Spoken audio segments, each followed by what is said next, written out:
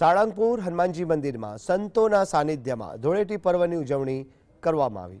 દર વર્ષની જેમ ધૂળેટી પર્વની ઉજવણી કરવા માટે ભક્તોનું ઘોડાપુર ઉમટ્યું હતું।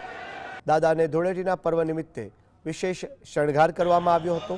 દર વર્ષની જેમ આ વર્ષે પણ 51,000 કિલો ઓર્ગેનિક કલર અને ફૂલો સાથે ધૂળેટી પર્વની ઉજવણી રંગેચંગે કરાઈ હતી। ભક્તો ડીજેના તાલે ઝૂમ્યા। હનુમાનજી દાદાને કેસુડો તેમજ પિચકારીના અદ્ભુત શણગાર કરાયો હતો, જેના દર્શન કરી ભક્તોએ ધન્યતા અનુભવી હતી। દાદાના ચરણોમાં એવી પ્રાર્થના કરીએ છીએ કે હનુમાનજી મહારાજ સમગ્ર જગતની અંદર સુખ શાંતિ વર્તે અને બધાનું જીવન રંગીન રંગીન અને રંગીન બને।